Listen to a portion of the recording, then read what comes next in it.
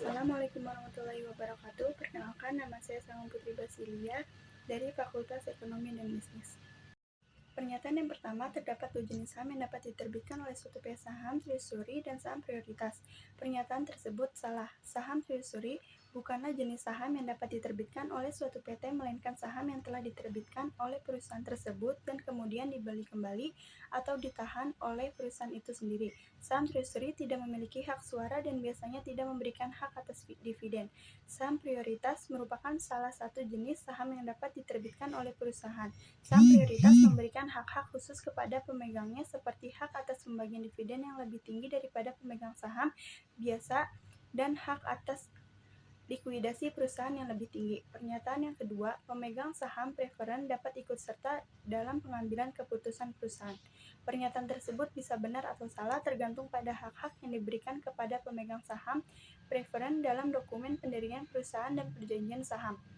Secara umum, pemegang saham preferen memiliki hak-hak yang lebih tinggi daripada pemegang saham biasa, terutama dalam hal pembagian dividen dan likuidasi perusahaan.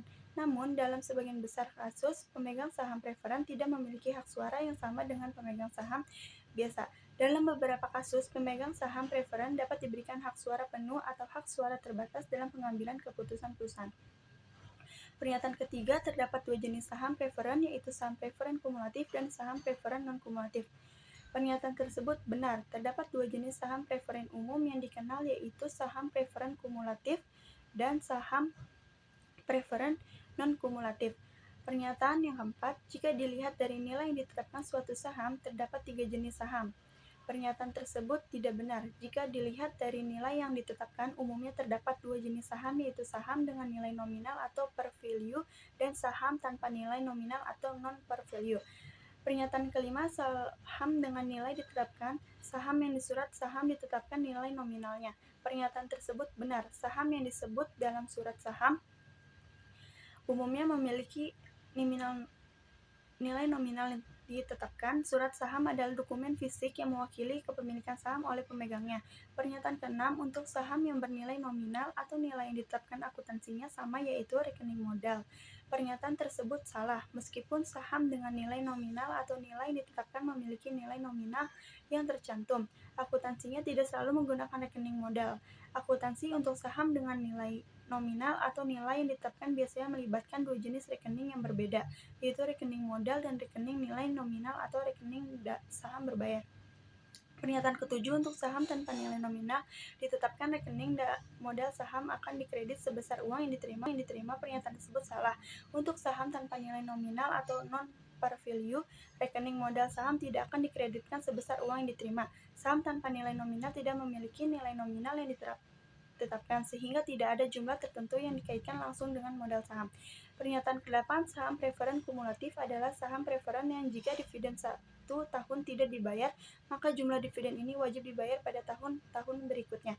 Pernyataan tersebut benar. Saham preferen kumulatif adalah jenis saham preferen yang memberikan hak kepada pemegang saham untuk menerima dividen yang belum dibayarkan dalam tahun tertentu dan memulakasinya. Artinya, jika perusahaan tidak membayar dividen pada tahun tertentu, jumlah dividen tersebut harus dibayar pada tahun ke tahun berikutnya setelah belum dividen dibayarkan kepada pemegang saham biasa. Pernyataan 9, dalam stock split jumlah modal yang disetor tidak berubah, yang berubah hanya jumlah lembar saham yang beredar. Pernyataan tersebut benar.